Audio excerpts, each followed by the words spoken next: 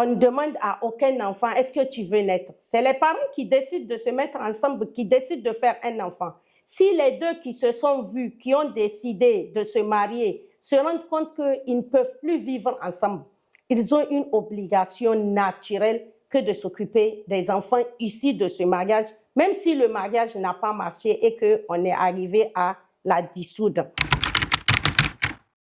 Alors, maître, un divorce, par rapport à un divorce, après plutôt un divorce, que dit la loi sur la prise en charge financière des enfants? Après un divorce, les deux parents sont tenus de s'occuper de leur enfant. C'est une obligation naturelle.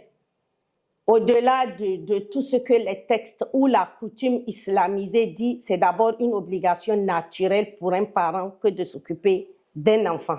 Parce que je dis aux gens, on ne demande à aucun enfant, est-ce que tu veux naître? C'est les parents qui décident de se mettre ensemble, qui décident de faire un enfant.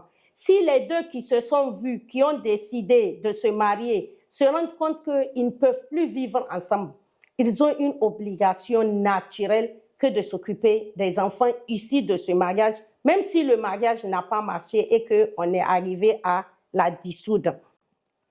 Donc, la coutume islamisée que nos juridictions appliquent fixe la pension alimentaire à la charge du père. Mais normalement, il y a des critères à respecter.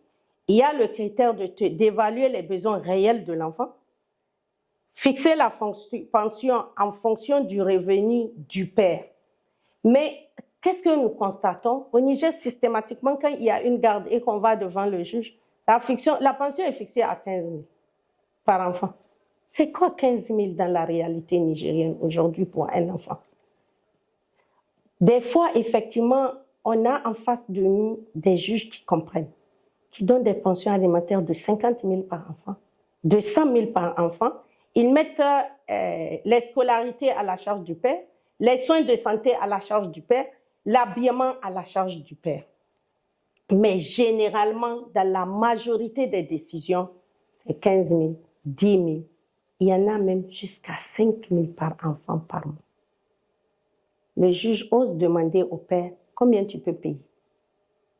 Il dit, moi, je vais donner 5 000. Et on dit, OK, la pension alimentaire est fixée à 5 000. On ne parle pas de son revenu, on ne parle pas des besoins réels de l'enfant, et pourtant, c'est ce qui doit être fait. C'est une appréciation, combien il gagne réellement et quels sont les besoins réels de l'enfant.